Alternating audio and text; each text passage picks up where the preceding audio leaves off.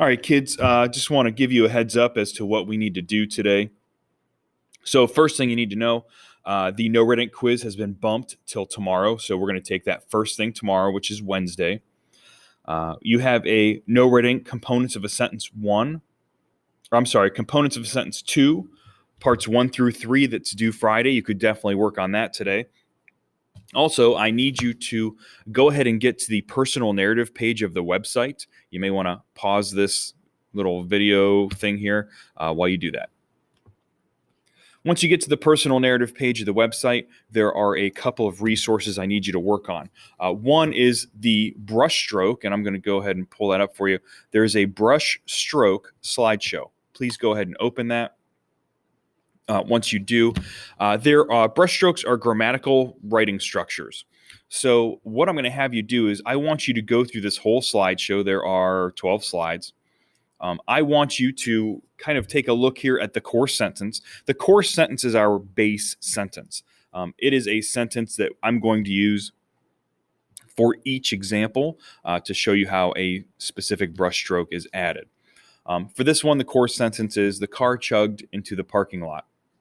If I add 2 absolute brush strokes, engine smoking, comma, gears grinding, comma, the car chugged into the parking lot.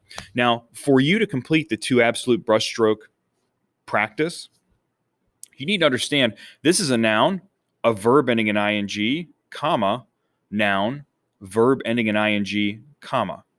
Okay? To have a correct 2 absolute brushstroke, you have to replicate that structure exactly. The commas have to be in the correct space. The noun, verb, ing, or participle, as we often call them, have to also be in the right place. If they're not, when I grade a paper that I'm looking for brushstrokes, which is a thing that I will do, it's going to be part of your personal narrative. I need to make sure those commas in the right spot, because if they're not, then grammatically and punctuation-wise, your sentence is incorrect. So what I'm going to have you do is I'm giving you a picture. I'm giving you a new core sentence, and I want you to create a new sentence using the whole C. Clark and Gus entered the 13th dimension. I want you to add 2 absolute brushstrokes to that sentence.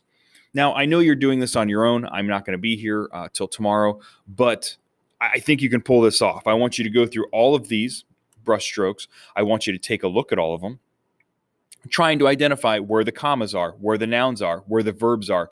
Do your best to do this practice. When I come back on Wednesday, I'm going to review all of these things with you and make sure you guys know exactly what you're doing. But it'll save me a lot of time if you go through this practice.